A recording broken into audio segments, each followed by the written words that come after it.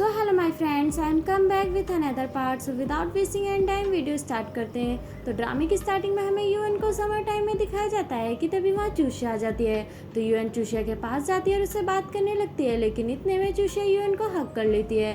तो यूएन चूषा से बोलती है कि तुम्हें अचानक से क्या हुआ। तो चूषा बोलती है कि मैं बस तुम्हें हक करना चाहती हूँ। तो यूएन चूषा से बोलती है कि मुझे कल रात की डेट के बारे में पता चला, लेकिन तुम्हें देख के ऐसा लग रहा है जैसे तुम इस डेट से खुश नहीं हो।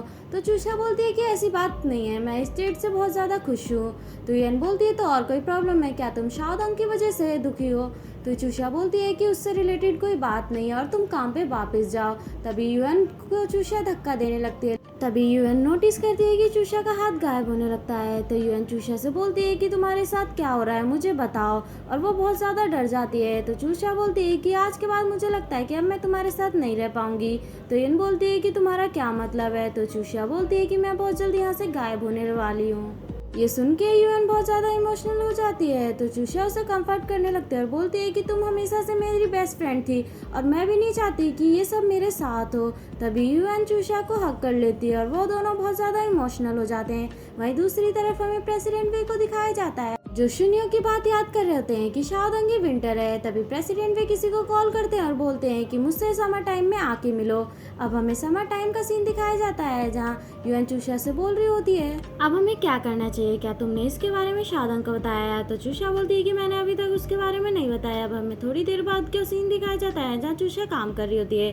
तभी चूषा की बॉडी गायब होने लगती है। तो चूषा चुपचाप समर टाइम से बाहर चली जाती है, लेकिन इतने में समर टाइम के बाहर चूषा को प्रेसिडेंट वे दिखाई देते हैं, जो चूषा के हाथ को नोटिस कर लेते हैं और चूषा से बोलते हैं कि तुम्हारे हाथ को क्या हुआ। तो चूषा बोलती है कि मेरी लाइफ में इंटरफेयर करने की जरूरत नहीं है, अपने काम से काम रखो। तो प्रेसिडेंट वे बोलते हैं कि तुम्हारी हालत तो पहले से ज्यादा बेकार लग रही है, लेकिन तुमने तो बोला था कि अगर एक बार वेंगेशन चला जाएगा तो तुम बहुत ज्यादा सेफ रहोगी। तो चूषा बोलती है कि इससे तुम्हें कोई फर्क नहीं पड़ना चाहिए, और वैसे भी तुम यहाँ पे क्या कर रहे हो। तो प्रेसिडेंट वे चूषा से बोलते हैं क्या तुम्हारी फिजिकल कंडीशन के बारे में शाओदोंग को पता है। तो चूषा बोलती है कि मेरी लाइफ में इंटरफेयर मत करो, मैंने तुमसे बोला है। और इतना बोल के चूषा वहाँ से चली जाती है। अब हमें यूएन दिखाई जाती है, जो कि बैठ के रो रही होती है। तभी वहाँ पे जिन आता है, जिनके आते ही यूएन उसे हक कर लेती है। तो जिन बोलता है कि क्या हुआ, क्या तुम्हें किसी ने बुली किया। तो यूएन बोलती है कि ऐसा कुछ नहीं है, मैं चाहती हूँ कि हम दोनों जल्दी शादी कर लें। तो जिन बोलता है कि अचानक से शादी का डिसीजन कैसे लिया। तो यूएन बोलती है कि चूषा हमें जल्दी छोड़ के जाने वाली है, तो मैं चाहती हूँ कि हम जल्द से जल्द शादी कर लें। और इतना बोल के यूएन फिर से जिन को हक कर लेती है। तो जिन बोलता है कि हम जल्दी शादी कर लेंगे। अब हमें शाओदोंग दिखाया जाता है समर टाइम में, और वहाँ पे हमें प्रेसिडेंट वे भी दिखाए जाते हैं। तभी शाओदोंग प्रेसिडेंट वे से बोलता है क्या वहाँ से नज़ारा अच्छा दिख रहा है, अगर तुम्हें नज़ारा अच्छा दिख गया हो तो क्या तुम नीचे आ सकते हो, तो हम आराम से बैठ के बात कर सकते हैं। अब हमें दिखाया जाता है जहाँ प्रेसिडेंट वे शाओदोंग से बोलते हैं कि तुमने बहुत अच्छे से सच छुपा लिया, और अगर मुझे पता होता है स्टार्टिंग से कि तुम एक जीनियस हो तो मैं तुम्हें तभी रोक देता, इतने आगे जाने नहीं देता। और वैसे मैं तुम्हें एक बात बता दूं कि तुम्हारे साथ कुछ ऐसा होने वाला है जिसे तुम फेस करना भी नहीं चाहोगे। उसकी ये बात सुन के शाओदोंग समर टाइम के अंदर जाता है और चूषा को ढूंढने लगता है, लेकिन उसे पता चलता है कि चूषा बाहर गई है। तभी शाओदोंग गुस्से में प्रेसिडेंट वे के पास आता है और उसे बोलता है कि तुम चूषा को कहाँ लेके गया। तो प्रेसिडेंट वे बोलते हैं कि तुम्हारे पास मेरे कॉन्टेक्ट नंबर है, जब भी तुम फ्री हो तो मुझे कॉल कर देना। इतना सुनते ही शाओदोंग वहाँ से चला जाता है। अब हमें दिखाया जाता है जहाँ चूषा एक झूले पे बैठी होती है। तभी वहाँ शाओदोंग आता है, चूषा से बोलता है कि मैं जानता था कि तुम यहीं पे बैठी होंगी, लेकिन चूषा शाओदोंग का कोई भी रिप्लाई नहीं देती। तभी चूषा शाओदोंग को डाइवर्ट करने की कोशिश करती है, लेकिन इतने में शाओदोंग चूषा का हाथ नोटिस कर लेता है, लेकिन वो उससे कुछ भी नहीं बोलता। अब हमें दिखाया जाता है जहाँ शाओदोंग और चूषा प्रोफेसर चैन के ऑफिस में आए होते हैं, जहाँ शाओदोंग प्रोफेसर चैन से बोलता है क्या कोई दूसरा रास्ता नहीं है चूषा को गायब होने से रोकने का, मैं चूषा को गायब होने से रोकने के लिए कुछ भी कर सकता हूँ। तो चूषा बोलती है कि प्रोफेसर चैन अपना बेस्ट कर चुके हैं। तो प्रोफेसर चैन बोलते हैं कि चूषा अपनी एनर्जी की वजह से एग्जिस्ट है, अगर हम उसे 10 साल पहले भेज दें तो उसे किसी एनर्जी की जरूरत नहीं है और वो अपनी नॉर्मल लाइफ जी सकती है। तो शाओदोंग बोलता है कि इसका मतलब ये है कि अगर हम वो मशीन ठीक कर दे तो चूषा अपने टाइम में लौट सकती है और वो ठीक हो सकती है। तो प्रोफेसर चैन बोलते हैं कि मेन प्रॉब्लम ये है कि मैं उस मशीन को ठीक नहीं कर सकता।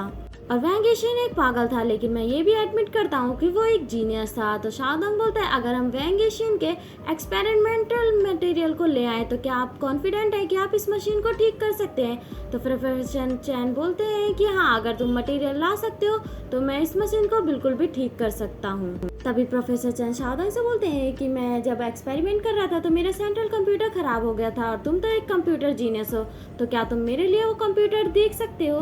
तो शाओदंग बोलता है कि हाँ, मैं बिल्कुल देख सकता हूँ। और इतना बोल के प्रोफेसर चैन शाओदंग को वहाँ से भेज देते हैं और कमरे का गेट लगा देते हैं। तो चूषा बोलती है कि आपने शाओदंग को बाहर भेज दिया, क्या आपको कुछ और बात भी बतानी थी? तो प्रोफेसर चैन बोलते हैं कि मैं थोड़ा वंडर हूँ कि तुमने इसके बारे में सोचा या नहीं, लेकिन मैं तुम्हें इतना बता दूं कि अगर तुम 10 साल पहले लौट भी जाती हो तो तुम्हें फिर से वैंग एशियन को फेस करना पड़ेगा और ये लूप पीरियड चलता रहेगा। तो चूषा बोलती है कि इसका मतलब ये है कि मैं बार बार पास्ट में जाती रहूंगी और चाहे कुछ भी हो जाए मैं वैंग एशियन को कुछ भी करने से नहीं रोक सकती। तो प्रोफेसर चैन बोलते हैं लेकिन तुमने शाओदंग की लाइफ में बहुत कुछ चेंज किया है और तुम पैरेलल वर्ल्ड में जा सकती हो और ये सब डेस्टिनी का डिसीजन है, तो तुम इसे चाह के भी चेंज नहीं कर सकती। अब हमें चूषा कार में दिखाई जाती है जहाँ पे वो प्रोफेसर चैन की बातों को याद कर रही होती है।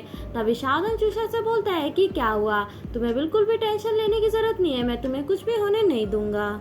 अब हमें चूषा और शाओदंग समर टाइम में दिखाए जाते हैं जहाँ पे हमें यूएन और जिन भी दिखाए जाते हैं। तभी यूएन चूषा के पास आती है और उसे हक कर लेती है और बोलती है कि एक जरूरी अनाउंसमेंट करनी थी कि मैं और जिन जल्दी शादी करने वाले हैं। तो चूषा बोलती है कि अचानक से तुमने ये डिसीजन कैसे ले लिया? तो यूएन बोलती है कि मैं जल्द से जल्द अपनी ये लिटिल विश पूरा करना चाहती थी। तो चूषा बोलती है क्या तुमने सब कुछ अरेंजमेंट कर लिया है कि तुम कौन सी लोकेशन पे शादी करोगे? तो जिन बोलता है कि अभी तक हमने कुछ भी डिसाइड नहीं किया क्योंकि ये सब अचानक हो गया। अब हमें शाओदंग और प्रेसिडेंट वे दिखाए जाते हैं जहाँ प्रेसिडेंट वे वैंग एशियन के एक्सपेरिमेंट मटेरियल को शाओदंग को देने के लिए रेडी हो जाते हैं। तो शाओदंग प्रेसिडेंट वे से बोलता है कि इसके बदले में तुम मुझसे क्या चाहते हो? तो प्रेसिडेंट वे बोलते हैं कि मैं तो बस एक सिंपल सी चीज चाहता हूँ, इसके बदले में मैं चाहता हूँ कि तुम मुझे विंटर दे। अब हमें प्रेसिडेंट वे अपने ऑफिस में दिखाए जाते हैं जहाँ उनका असिस्टेंट बोलता है कि आपको विंटर की गेम की आईडी क्यों चाहिए? तो प्रेसिडेंट वे बोलते हैं कि विंटर एक वर्चुअल वर्ल्ड में रहता है और कोई नहीं जानता कि वो कौन है और उससे बहुत से लोग इन्फ्लुएंस हुए हैं और जो कि हमारे साइबर टेक को भी ग्रो करने में हेल्प कर सकते हैं। अब हमें दूसरी तरफ चूषा को दिखाया जाता है जो शाओदंग के लिए एक वीडियो बना रही होती है जिसमें वो शाओदंग के लिए एक मैसेज छोड़ रही होती है। अब हमें गाँव को दिखाया जाता है जो अपने ऑफिस में जा रहा था और उसके कान में हेडफोन होता है, वो किसी की बात पे कोई भी नोटिस नहीं करता। तभी वो अपने लैपटॉप पे जाके बैठता है तो उसके कलीग आके उससे बोलते हैं क्या तुम्हें पता है कि आज विंटर अपना फेस रिवील करने वाला है? तभी वो देखते हैं कि विंटर अपना फेस रिवील करने वाला होता है और यहाँ में देखता है कि विंटर और कोई नहीं प्रेसिडेंट वे अपने आप को बता रहे होते हैं और उसे देख के सब लोग बोलते हैं कि ये तो वैश्वान है। वहीं दूसरी तरफ चूषा भी ये न्यूज़ सुन लेती है। तभी चूषा शाओदंग के पास कॉल करती है लेकिन शाओदंग का कॉल लगता नहीं है। अब हमें प्रोफेसर चैन दिखाए जाते हैं जो शाओदंग से बोल रहे थे कि तुमने सब कुछ अपना वैश्वान है को हैंड ओवर क्यों कर दिया और मैं जानता हूँ कि वो सिर्फ तुम्हारे लिए गेम नहीं था। तो शाओदंग बोलता है कि बिना विंटर के भी लोग उस गेम में फ्रेंड्स बना सकते हैं, लेकिन चूषा के बिना शाओदंग और विंटर कुछ भी नहीं कर सकता क्योंकि चूषा विंटर और शाओदंग की दोनों की लाइफ में बहुत इंपॉर्टेंस रखती है। तभी प्रोफेसर चैन शाओदंग का एक्सपेरिमेंट मटेरियल देने लगते हैं तो शाओदंग बोलता है कि थैंक यू प्रोफेसर चैन, लेकिन इतने में वहाँ चूषा आ जाती है। शाओदंग से बोलती है कि तुमने ये सब क्यों किया? तो प्रोफेसर चैन बोलते हैं कि मुझे ऐसा लगता है कि अब मुझे यहाँ से जाना चाहिए। उनके जाने के बाद चूषा शाओदंग से बोलती है कि प्रोफेसर चैन के हाथ में क्या था? तो शाओदंग बोलता है कि शायद उनका कोई रिसर्च प्रोजेक्ट था। तो चूषा बोलती है कि तुमने अपना सब कुछ हैंड ओवर क्यों कर दिया वैश्वान को और मैं जानती हूँ कि वैश्वान में विंटर नहीं है।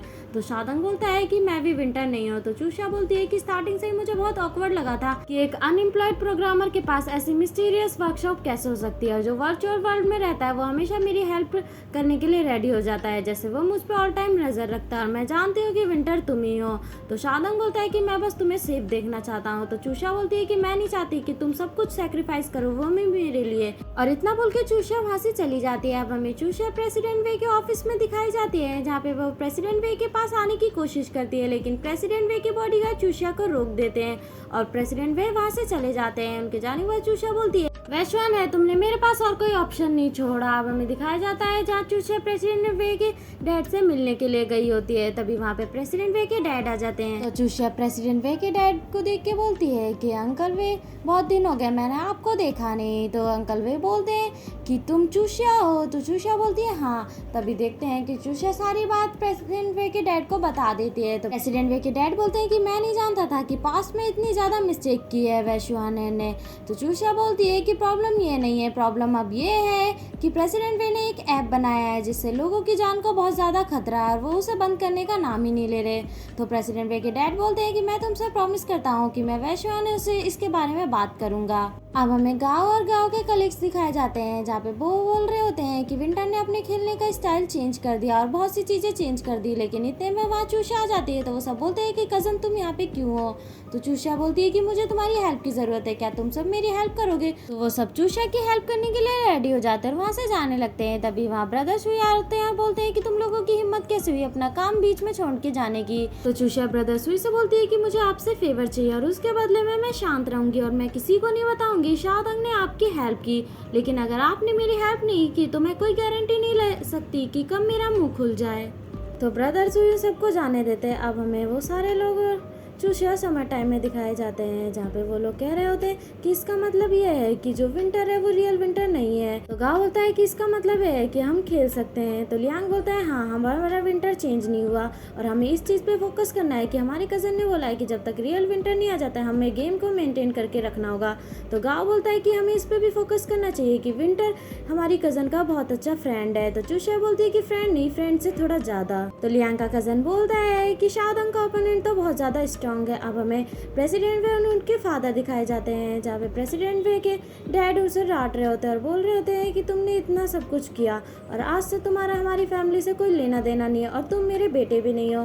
तो प्रेसिडेंट वे बोलते हैं कि मुझे आपके बेटे बनने का शौक भी नहीं, क्योंकि बचपन से आज तक मुझे कभी आपसे डैड का प्यार मिला ही नहीं। और इतना बोल के प्रेसिडेंट वे वहाँ से चले जाते हैं और यहीं पे हमारा पार्ट खत्म हो जाता है। तो मिलते हैं नेक्स्ट पार्ट में, जब तक के लिए बाय।